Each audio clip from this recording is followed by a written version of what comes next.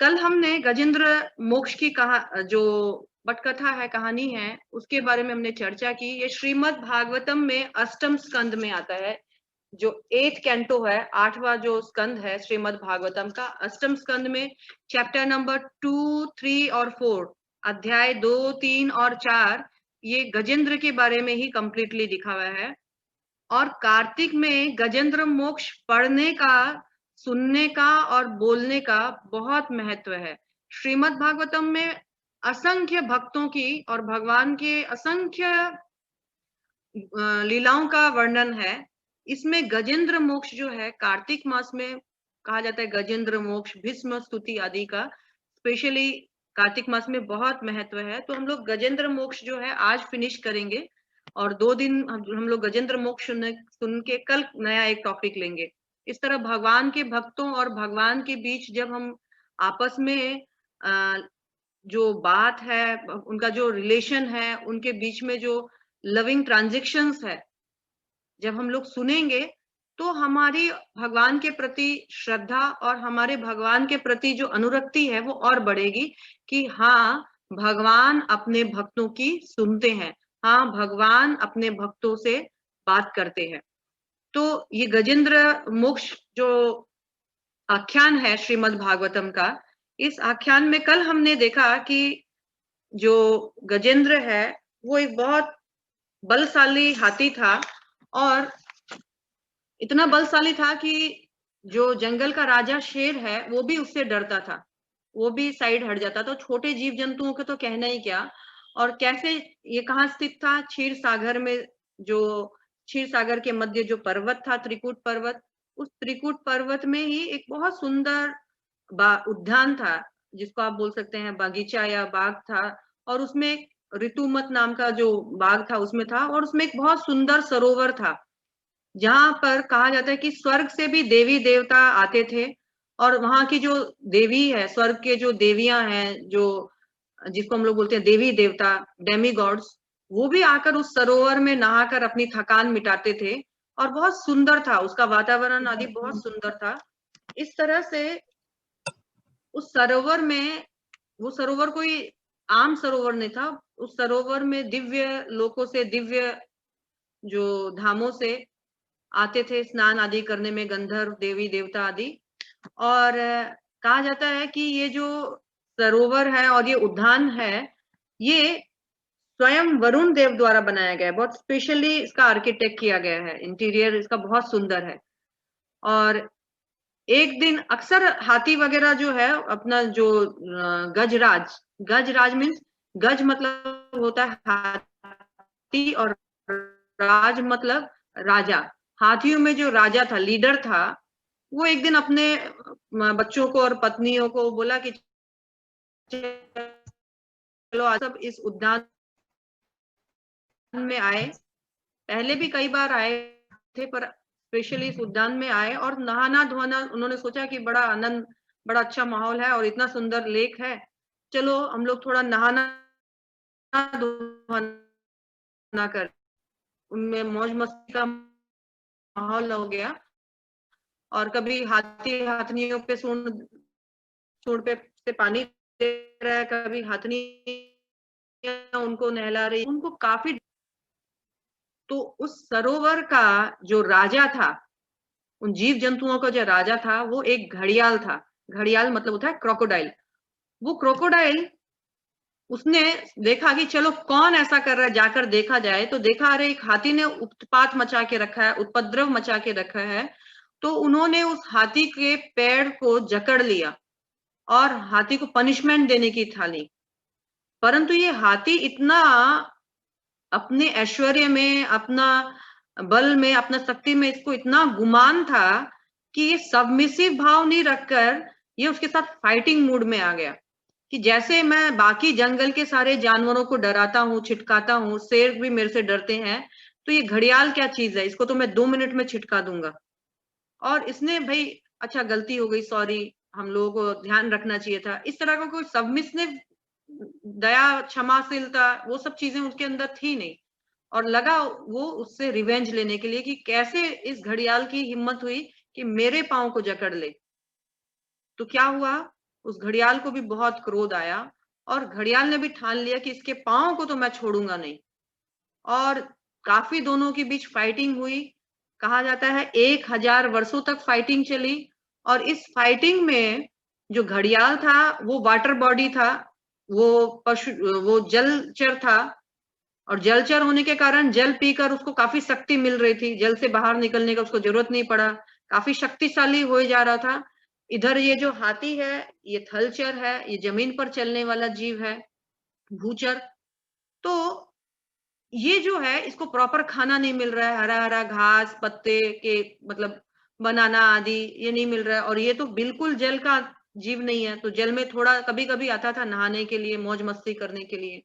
और इतने वर्षों तक जल में रहकर बिना खाए पिए और जीवन के लिए संघर्ष करते करते ये हाथी बेचारा कमजोर हो रहा है।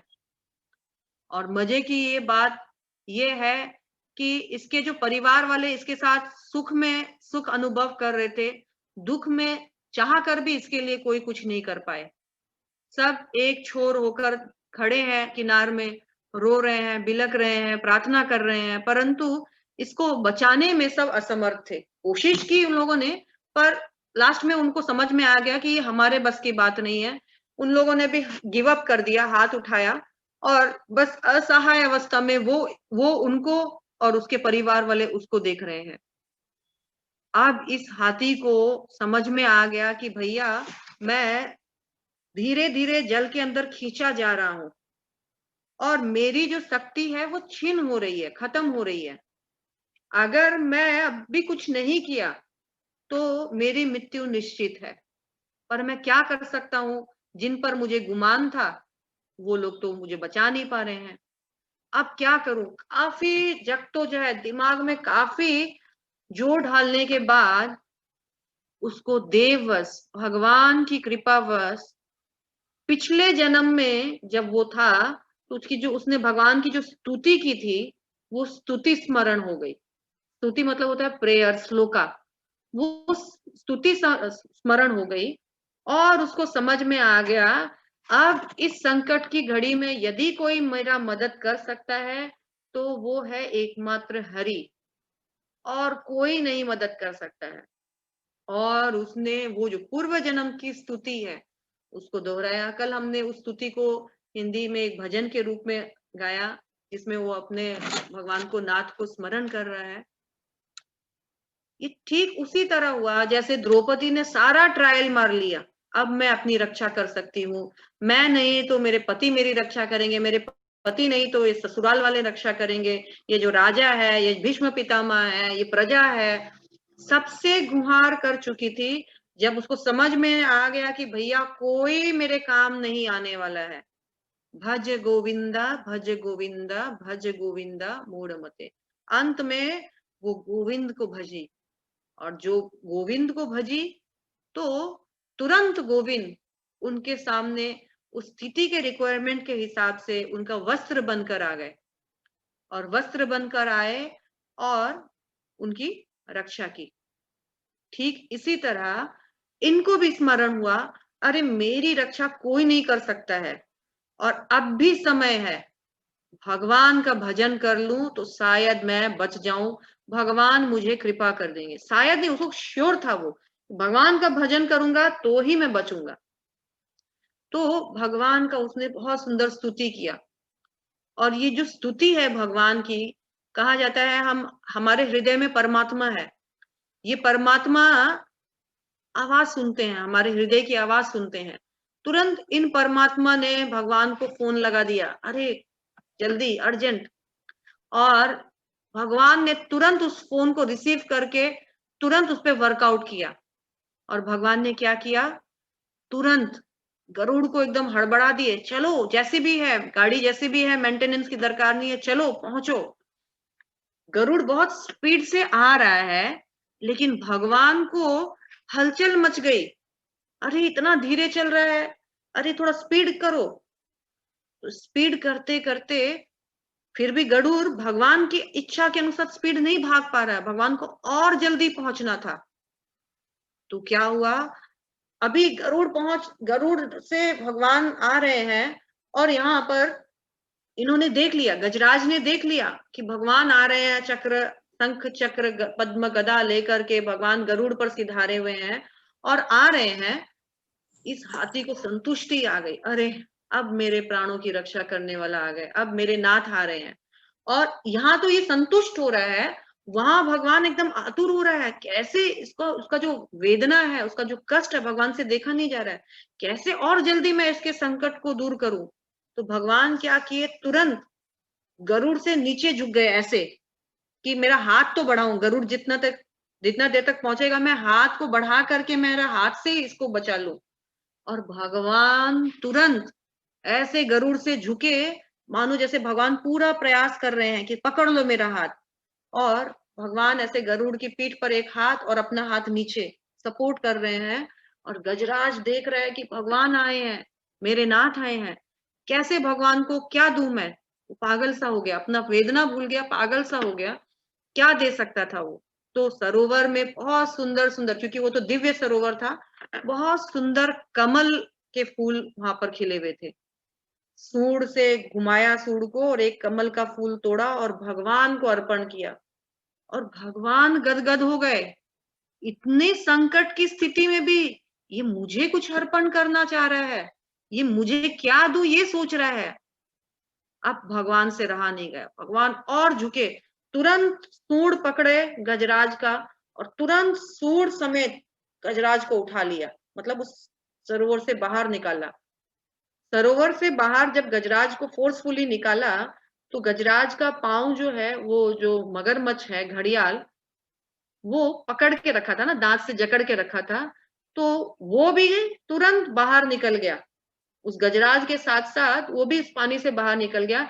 जैसे सपोज करो बरसात आने वाली है अभी, अचानक से दिन अच्छा था, अचानक से बरसात आ रही है और हम लोग जाते हैं छत पर कपड़ा उतारना है, तो हड़बड़ी में जब कपड़ा उतारते हैं तो कपड़े के साथ साथ कपड़े को जो क्लिप पकड़ के रखता है वो भी उतर जाती है ना।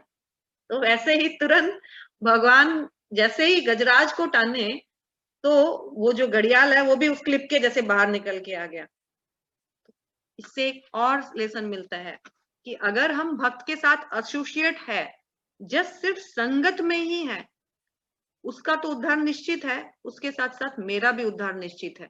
हम उसकी तरह कर नहीं पाए, जैसे हम शिल प्रभुपाद के साथ एसोसिएटेड है अभी सब, हम शिल प्रभुपाद के शरणागति में है, हो सकता है हम शिल प्रभुपाद जैसे जैसे प्यूरिटी लेवल नहीं ला सकेंगे, पर मात्र उनके साथ एसोसिएट रहकर, उसके उनके साथ संग में रहकर भी हमारा उद्धार हो सकता है, क्योंकि उनका प्रभाव इतना शक्तिशाली है, वो भगवान को आकर्षित करेंगे। और जैसे ये घड़ियाल स्वतः उनके साथ था, जस्ट स्वतः वो भी बाहर निकल आया और भगवान तुरंत जो सुदर्शन चक्र धारण किए हुए थे, उस सुदर्शन से उस घड़ियाल का धर जो है उसके शरीर से अलग कर दिए। इस तरह वो घड़ियाल जो है, उनको उनका चुंगल से गजराज निकल गए और गजराज का भगवान ने उस विपदा में, उस असहाय दर्द से उनको मुक्त किया। तो भगवान ने घड़ियाल को मार दिया, लेकिन उस घड़ियाल का भी मुक्ति हो गया। जैसे ही भगवान ने उस घड़ियाल का सर कलम किया अपने चक्र से, वैसे ही वो घड़ियाल जो है एक बहुत सुंदर गंधर्व, गंधर्व कौन होता है, गंधर्व होते हैं स्वर्ग के सिंगर, जैसे हमारे यहाँ लता मंगेशकर, किशोर कुमार और कविता पौडवाल, क्या क्या है वो जो सिंगर्स जिसको हम लोग बोलते हैं, वहां पे स्वर्ग में सिंगर्स को बोलते हैं गंधर्व। तुरंत एक गंधर्व ऐसा सुंदर सा गंधर्व बन गया और तुरंत वो गंधर्व लोग को शिफ्ट हो गया। उन्होंने, उस गंधर्व ने प्रणाम किया, जो क्रोकोडाइल था वो क्रोकोडाइल अब तो गंधर्व हो गया। उन्होंने प्रणाम किया भगवान को, भगवान के परिक्रमा की, प्रणाम किया, नतमस्तक हुआ और तुरंत वो ट्रांसपोर्टेड हो गया गंधर्व लोग को। क्यों गंधर्व लोग को ट्रांसपोर्टेड हुआ, क्यों अचानक से वो गंधर्व बन गया, एकदम बस मुक्त, अपना शरीर बदलते ही गंधर्व बन गया, ऐसा क्यों हुआ? क्योंकि पूर्व जन्म में वो एक गंधर्व ही था, वो गंधर्व था और श्राप के कारण, श्राप के कारण उनको क्रोकोडाइल का शरीर जो है धारण करना पड़ा। तो पूर्व जन्म में वो एक हूहू नाम के गंधर्व थे। हूहू, बहुत अजीब सा नाम है ना, ही हा हूहू, ऐसे याद रहेगा। तो जैसे ही हा और हूहू, ही हा का भाई था हूहू, जस्ट याद रहने के लिए बोल रही हूँ, था नहीं। एक हूहू नाम का गंधर्व था जो बहुत सुंदर स्तुतियां आदि करता था देवताओं की। ये गंधर्वों का काम क्या था, वो क्या गाना गाते थे गंधर्व, जैसे यहाँ के जो हमारे सिंगर्स लोग हैं, या तो प्यार के गाना गाते हैं या तो फिर जुदाई का गाना गाते हैं। लेकिन जो स्वर्ग लोक के गंधर्व होते हैं वो देवी देवताओं की प्रसन्नता का गाना गाते हैं, उनकी प्रसन्नता करते हैं।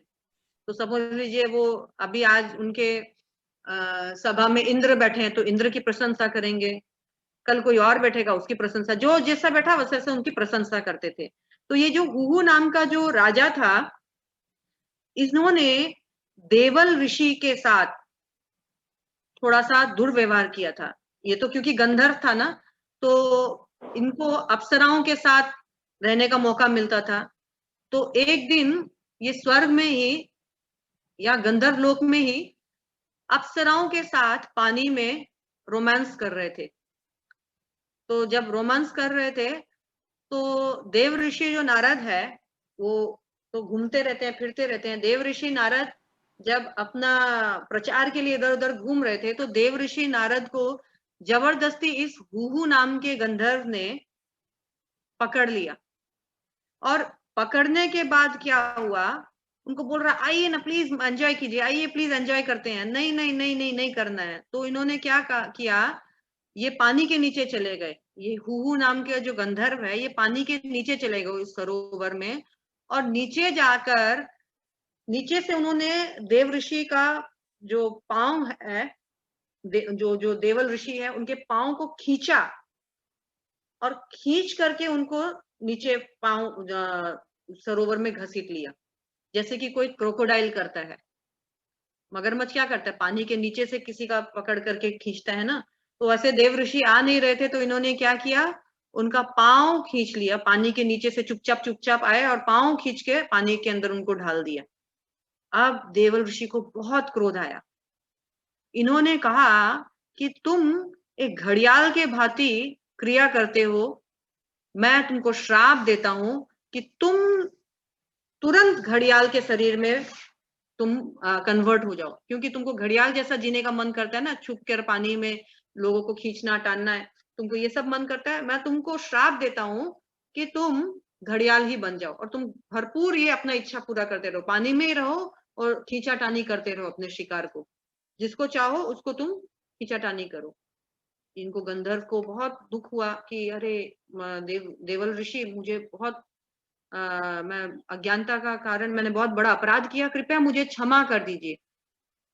और क्योंकि हम जानते हैं संत महात्मा है, वो बहुत दयालु भी होते हैं, स्वभाव से दयालु होते हैं। तो उनको लगा कि ठीक है, कोई बात नहीं है, तुमको श्राप तो मैं दे दिया, लेकिन एक वरदान भी मैं देता हूं कि जब फ्यूचर में भगवान आएंगे और गजराज का जब उद्धार करेंगे, तुम्हारा भी उद्धार कर देंगे उस घड़ियाल शरीर से। और इस तरह से घड़ियाल के शरीर में इनका उद्धार हो गया देवल ऋषि के अनुसार। और तुरंत ये वापस से, जैसे वो गंधर्व में थे ना, उस गंधर्व पोजीशन से अचानक से वो घड़ियाल बन गए और मुक्ति होने के साथ साथ तुरंत वो अपने पोजीशन में आ गए, भगवान को प्रणाम किया, परिक्रमा की, भगवान की स्तुति की और फिर गंधर्व लोक को चले गए। यानी वो जिस पोजीशन में थे उस पोजीशन को उन्होंने वापस प्राप्त किया। किसने? उस घड़ियाल ने। परंतु ये जो हमारे गजराज भाई साहब है, ये भी कोई कम नहीं है, ये भी कोई ऑर्डिनरी हाथी नहीं है। इनका भी पास्ट हिस्ट्री है। क्योंकि ऐसे कैसे एक हाथी को भगवान का बात स्मरण हो जाएगा, एक हाथी ऐसे भगवान को आते हुए देखकर उसको याद रहेगा कि अरे यही भगवान है। यहाँ पे संसार में हम लोग हाथी को दिखाते हैं, उसको समझ में ही नहीं आता है कि हाथी कौन, भगवान कौन है, मैं क्या हूँ, हाथी क्या है। लेकिन वो कैसा हाथी था जिसको संकट में भगवान का नाम आ गया, जिसको भगवान देखते ही उसको समझ में आ गया भगवान आ रहे हैं। जिसको इतना बुद्धि है कि भगवान आए तो कुछ अर्पण करना चाहिए, तो सामने जो कमल पुष्प आया उसको ही अर्पण कर दिया। तो ये कोई ऑर्डिनरी हाथी नहीं था, ये हाथी पूर्व जन्म में राजा इंद्रदुम्न था। ये राजा इंद्रदुम्न वो जगन्नाथ वाले इंद्रदुम्न नहीं है जिनके जिनके कारण जगन्नाथ की बेटी बनी थी, ये सेपरेट है। तमिल देश के ये राजा थे, पूर्व जन्म में तमिल देश के राजा थे, और ये राजा होने के साथ साथ भगवान के भक्ति भी करते थे। और भगवान की भक्ति करके ये समय जवानी में ही इनको समझ में आया कि मैं गृह त्याग करके भगवान के भजन के लिए जंगल जाऊं, तपस्या करूं और भगवान का ध्यान लगाऊं। तो इन्होंने राजा इंद्रदुम्न ने जवानी में ही जंगल जाकर भगवान को प्रसन्न करने का उन्होंने ठाना और ध्यान मग्न हो गए। वहां पर एक गुफा बनाई, गुफा में बनाई क्या, गुफा में गए और गुफा चुनी और वहां पर भगवान को प्रसन्न करने के लिए उसमें बैठ गए और तपस्या इस तरह आंख बंद करके एकदम घोर ध्यान में, एकदम डीप मेडिटेशन में चले गए, समाधि जिसको कहा जाता है, इसमें चले गए। एक दिन उसी तरफ से अगस्त्य मुनि अपने शिष्यों के साथ गुजर रहे थे और उन्होंने सोचा कि अरे यहाँ राजा इंद्रदुम्न तपस्या कर रहे हैं, चलो उनका दर्शन करते हुए चले। और अगस्त्य मुनि उनके शिष्यों के साथ उस गुफा में जहां पर ये इंद्रदुम्न राजा तपस्या कर रहे थे वहां पहुंच गए। परंतु इंद्रदुम्न राजा अपनी तपस्या में इतने मग्न थे, इतना डीप मेडिटेशन में थे वो, कि उनको पता ही नहीं चल रहा था कि उनके आजू बाजू क्या हो रहा है। अगस्त्य मुनि उनको बुला भी रहे हैं लेकिन उनको सुनाई नहीं दे रहा है, समझ में नहीं आ रहा है, डीप मेडिटेशन में थे, समाधि में। अगस्त्य मुनि को बहुत क्रोध आया कि तुम्हें अतिथि सत्कार का ज्ञान नहीं, तुम चले भक्ति करने के लिए। तो तुम जैसा लोग क्या अतिथि सत्कार करेगा, क्या भक्ति करेगा, तुम लोग तो मोटा चमड़ी का है, तुम्हारा बुद्धि में यही नहीं पता चलता है कि कैसे अतिथि सत्कार करना चाहिए। मैं तुमको श्राप देता हूं कि तुम मोटी चमड़ी वाला आलसी हाथी बन जाओ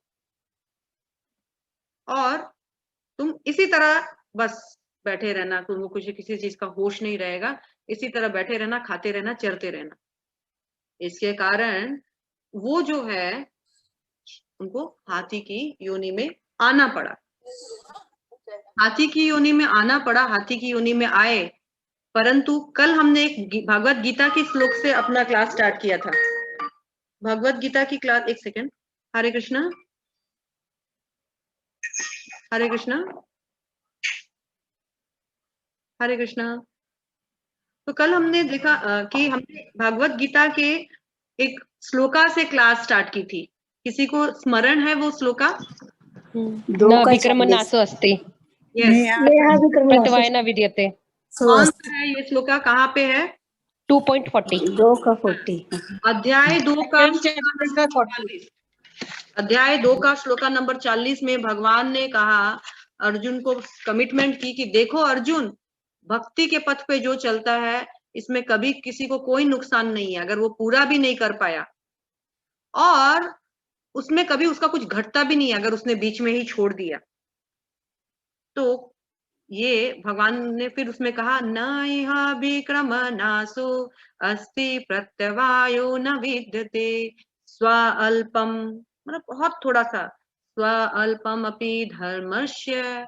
यदि भगवान के अनुसार, जो भगवान ने जिस धर्म का पालन करने के लिए, भक्ति धर्म का पालन करने के लिए कहा है, स्वाल्पपि यस्य धर्मस्य, अगर कोई थोड़ा भी करता है, त्रायते महतो भयात्, भगवान उसको महतो भयात, महान भय से रक्षा करते हैं भगवान उसकी। ये भगवान ने भागवत गीता में कही।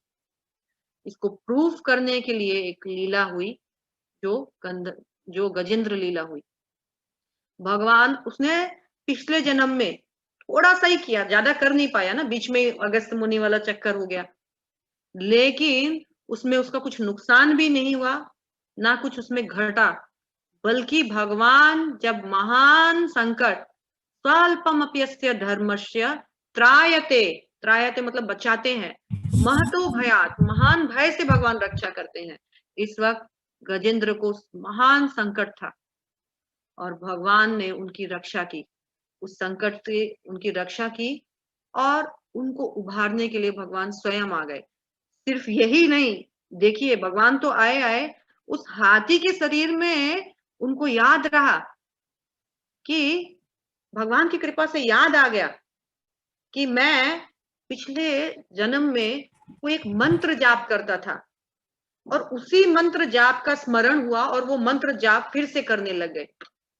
कौन? ये हाथी, अभी गजराज, जो पहले इंद्रदुम्न थे। ये गजराज जो है वो श्लोका, वो स्तुति जो पहले करते थे, उनको पूरा एज इट इज याद आ गया। भगवान कौन है, वो स्तुति क्या है, याद आ गई और तुरंत भगवान ने कनेक्ट कर दिया। जो मिसिंग लिंक था वो कनेक्ट हो गया। देखिए, फिर आज हम भगवत गीता का एक श्लोक का आज इसमें चर्चा करते हैं। अगर आप लोगों के पास है भगवत गीता सामने तो ठीक है, अदरवाइज कोई जरूरी नहीं है। भागवतम में भी 3.1 में है वो श्लोका जो हम अभी पढ़ रहे हैं, चैप्टर नंबर 3, उसका श्लोका नंबर 1 में ही परपट में दिया गया है। तत्र तं बुद्धि संजोगम लभते पूर्व देहिकम यतते च ततो भूया संसिद्धो कुरु नंदन पूर्वाभ्यासेन तेनेव ह्रियते हावशोऽपि यथा। तो क्या किया है 6.43 एंड 44 में भगवान बोल रहे हैं तत्र तं बुद्धि संजोगम। देखिए इसका अर्थ मैं पढ़ती हूँ।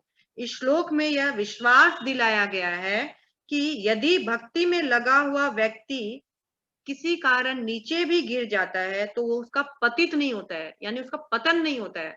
वो अपनी स्थिति के कारण, किसी कारण से वो थोड़ा नीचे आ गया है अपनी स्थिति से, लेकिन इसका मतलब ये नहीं है कि उसका नाश हो गया, पतन हो गया, अपितु उसे ऐसे पद पर रखा जाता है जिससे वह काल क्रम में, जिससे कि वो समय के अनुसार भगवान को स्मरण करेगा।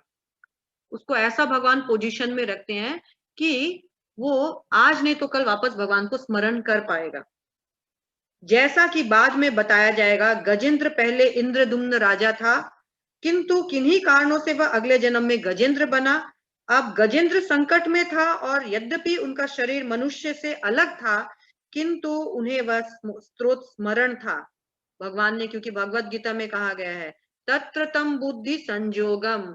भगवान बोलते हैं कि मैं उसकी वो बुद्धि जो पूर्व जन्म में जो भक्ति किया था, उस बुद्धि को लभते पूर्व देहिकम, जो पूर्व देह में उसने जो भक्ति की थी, उस भक्ति को मैं वापस स्मरण करवा देता हूँ। तो हे कुरुनंदन, उस भक्ति से वो क्या करता है, वापस संसिद्धो, सिद्धि को प्राप्त करता है। और इस तरह से मैं उसको मौका देता हूँ वापस मुझे भज करके वापस मेरे पास आ जाने का। भगवान मौका देते हैं जब हमारी भक्ति किसी कारण अछूती रह जाती है, किसी कारण हमारी भक्ति इनकम्प्लीट रह जाती है, भगवान हमको वापस एक उचित समय में रिमाइंड करते हैं, अरे क्या कर रहा था, उठो भजन करो। जैसे हम लोग सबका कहीं कहीं हम लोग के अंदर, सबके अंदर श्रद्धा थी, भगवान ने हिलाया, पूर्व देहिकम, पूर्व देह का जो हमारा थोड़ा भक्ति छूटा हुआ था, थोड़ा किया करके छोड़ा हुआ था, तो भगवान ने वापस याद दिला दिया। और फिर हम लोग को याद आया तो लगता है अरे भक्ति भजन के, भक्ति जीवन से तो अच्छा कोई जीवन ही नहीं है। इस घटना से हमने ये सीखा, ये घटना हमें ये सिखाती है कि यदि हम भी इस कलयुग में, क्योंकि हमने ऑलरेडी बहुत सारा क्लासेस किया है, कलयुग में महामंत्र सर्वोपरि है, सर्वश्रेष्ठ है। अगर हमको भी इस महामंत्र के जाप के प्रति यदि रुचि आ जाए, अनुरक्ति आ जाए, किसी कारण से अगर मैं इस जीवन में भक्ति कंप्लीट नहीं कर पाई, इस मंत्र का स्मरण भगवान हमको अंत समय में या हमारे अगले पूर्व देहिकम, जो आगे हम लोग को मिलने वाला है देह, उसमें स्मरण करवा सकते हैं और हमारा जो छूटा हुआ भक्ति है वो वापस भगवान से जुड़ सकता है। इसका और एक एग्जाम्पल आप देख सकते हैं, अजामिल। अजामिल जो है पूर्व जन्म में, पूर्व जन्म में, इसी जन्म में अजामिल जो है वो क्या था, एक ब्राह्मण पुत्र था और अपने पिता के साथ रहकर वो नारायण का मंत्र जप करता था। लेकिन फिर वो उसका जब किसी कारण से उसका पतन हुआ, उसके बाद वो एक वेश्या के साथ उसने घर गृहस्थी बसाई, तो भगवान और सब कुछ भूल गया था वो। लेकिन क्योंकि उसका किया हुआ था, छूट गया था, भगवान ने अंत समय में वापस स्मरण करवाया। उनका जो छोटा बेटा है उसका नाम ही नारायण रखवा दिया, और अंत समय में वो नारायण नारायण पुकारते पुकारते इनडायरेक्टली भगवान ने बोला कि पुकार मुझे ही रहा है, मैं मेरे ड्यूटी बनती है इसकी रक्षा करना। भगवान तुरंत अपने विष्णु दूतों को भेजते हैं। लेकिन इस केस में, गजेंद्र के केस में, भगवान स्वयं आए, और जैसा कि कल हमने बताया था, आए तो क्या किया, आए तो भगवान ने उसका तो वध किया, उसको वापस गंधर्व लोग भेजा, गंधर्व शरीर प्राप्त हुआ। इनको क्या प्राप्त हुआ, कल हमने बताया था, क्या प्राप्त हुआ? भगवान का धाम, भगवान का शरीर, चार भुजा वाला। एग्जैक्टली, सारूप्य मुक्ति। सारूप्य मतलब भगवान जैसा रूप भगवान ने दिया उनको, और साथ में भगवान अपने ही साथ उनको गरुड़ पे बिठा कर ले गए, उस अपनी ही गाड़ी में। जैसे आप इमेजिन कीजिए, चीफ मिनिस्टर आप पे कितना खुश हुआ है, खुश तो हुआ, उसने जो देना था दे दिया, और बोलेगा चल रमिता मेरे साथ, मेरी ही कार में मैं तुझे घर ड्रॉप कर देता हूँ। बड़ा और क्या बात होगा। भगवान की ही कार में बैठकर भगवान के साथ वो कहाँ पहुंच गए, भगवान के धाम पहुंच गए। तो इस कथा से हमको ये पता चलता है कि भक्ति कभी व्यर्थ नहीं जाती है। कोई थोड़ा करे, कोई ज्यादा करे, कोई करने में मदद करे किसी को, फिर भी भक्ति हमेशा संचित रहती है हमारी। भक्ति एक ऐसा धन है जो कभी लूटा नहीं जा सकता है, कभी कोई चोरी नहीं कर सकता है, कभी खत्म नहीं होता, और ऐसा भी नहीं है कि भगवान भूल जाएंगे। भगवान देखिए, गजेंद्र की कथा से हमको बताते हैं कि भगवान नहीं भूलते हैं अपना प्रॉमिस। अजामिल की कथा से भगवान देखते हैं, हमने देखा कि भगवान नहीं भूलते हैं प्रॉमिस। और कल हम लोग एक और कथा करेंगे जिसमें भगवान फिर से, ये जो आज हमने एक पशु शरीर में कैसे भगवान ने उद्धार की अपने भक्त की, कल भी हम पशु शरीर में जो भरत है, राजा भरत, उनकी कथा के बारे में हम चर्चा करेंगे कि कैसे पशु शरीर में भी भगवान ने उनको स्मरण दिलाया, जैसे आज गजराज को स्मरण था। इन सब चीजों से क्या पता चलता है? इन सब चीजों से पता चलता है कि भगवान हमारी हेल्प करने के लिए हमेशा बहुत तत्पर रहते हैं। अरे कैसे ही तो ये एक बार आए, कैसे ही तो ये चाहे कि मैं इसकी मदद करने जाऊं, तो मैं करूंगा। पर हम लोगों को एक्चुअली आता नहीं है मदद करने के लिए। ये जो गजेंद्र है, ये और किसी के पास नहीं गए थे मदद के लिए, आप लोगों को मालूम है ना। ये गजेंद्र सिर्फ इनके पास ही गए, और भगवान तुरंत आ गए, क्योंकि भगवान को मालूम है ये अनाथ है, और मैं रहूंगा इसके जीवन में तो ये सनाथ हो जाएगा, तो इसको तड़पाना नहीं है। तुरंत गए भगवान, और बहुत ऑप्शंस थे, परंतु किसी को नहीं बुलाया, भगवान को बुलाया। हमारे पास भी मल्टी ऑप्शंस है, परंतु यदि हम लोग भगवान के प्रति अनुरक्त हुए, और इसको यदि आपको अपने टेस्ट करना है कि मैं सच में भगवान के प्रति अनुरक्त हुई हूं कि नहीं, तो किसी दिन देखिएगा, स्वप्न में कभी हम किसी डेंजर पोजीशन में होंगे, स्वप्न में कोई भयभीत स्वप्न देख रहे हैं हम लोग, या स्वप्न में कोई डरा रहा है, स्वप्न में कोई कुछ कर रहा है, और तुरंत ऐसे भगवान स्मरण हो गए, हरे कृष्णा कुछ ऐसा मंत्र हम लोग को स्मरण हुआ, या भगवान स्मरण हुआ, कृष्णा गोविंदा गौर निताई, तो समझ जाइए आपका भगवत धाम का टिकट पक्का है। आप सबकॉन्शियस माइंड में भी भगवान को स्मरण कर सकते हैं, और ये तभी होगा जब हम महामंत्र जप का अभ्यस्त होंगे, जब हमारे जीवा पर डेली नियमित रूप से हम भगवान का नाम का जप करेंगे, तो स्वप्न में सबकॉन्शियस माइंड में भी भगवान को ही पुकारेंगे रक्षा के लिए। हे गोविंद हे गोपाल राखो शरण तिहारी, अब तो जीवन हारी। इज वेरी मर्सीफुल, कभी भी अपने भक्तों को ऐसे ही नहीं छोड़ते हैं। बहुत सुंदर एक आख्यान था, और पर्सनली मुझे भगवान का वो, ये जो पिक्चर जो मैंने आपको बताई, कि कैसे वो गरुड़ से एकदम नीचे खुद तकलीफ पा गए और लगता है कि जल्दी से जाऊं और उसका उद्धार कर दूं। ये पिक्चर मैं कलकत्ता इस्कॉन टेम्पल जो है, कलकत्ता इस्कॉन टेम्पल में भगवान का जो जहाँ विग्रह है उसके ऊपर के वॉल पे बहुत सुंदर से बनाया हुआ है। वो जब भी देखती हूँ ना तो मुझे बहुत अच्छा लगता है। ऐसा लगता है कि कभी भगवान हम जैसे भक्तों की भी रक्षा करेंगे, कभी भगवान हम जैसे पापियों की भी रक्षा करेंगे। भक्त तो बोलना ही गलत बात है, पर हम जैसे पापियों की भी रक्षा करेंगे। ही सो मर्सीफुल। वो अपना पोजीशन भूल गए कि मैं भगवान हूँ, एकदम सूट बूट में बैठा रहूं, मैं कैसे ऐसे कर सकता हूँ। नहीं, मैं क्या हूँ वो भूल गए। मुझे क्या करना है वो उन्होंने स्मरण रखा। हाँ, वो जगदीश इतना मेहनत करने का क्या जरूरी था, लेकिन स्वयं आए। वो गरुड़ जी को भी भेज सकते थे अकेले, जाओ गरुड़, जाओ विष्णुदूत, जाओ उसको हेल्प करो। लेकिन भगवान अपना पोजीशन, भगवान ये भूल गए कि अरे भैया ये काम उसका दूसरे का नहीं, ये काम मेरा ही है। जैसे माँ अपना जब बच्चा पुकारता है तो माँ सारा भूल जाती है कि मैं बहुत वेल ड्रेस में हूँ, मेरा बहुत अच्छा पोजीशन है, आज इतना अच्छा मेकअप है, वो सब भूल करके तुरंत अपना कपड़ा साड़ी सब खराब करती है और अपने बच्चे को तुरंत स्तनपान करवाती है।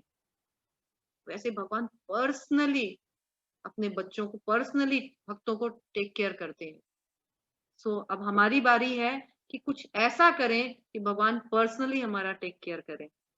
तो शिला प्रभुपाद के अगर बताए हुए मार्ग पर हम चलें तो मुझे विश्वास है, हम कैसे हैं मुझे ये पता नहीं, हम कितने पवित्र हैं मुझे ये पता नहीं, परंतु मुझे पता है, मुझे विश्वास है कि शिला प्रभुपाद के बताए गए मार्ग पर हम चलेंगे तो अवश्य भगवान हमें संरक्षण प्रदान करेंगे।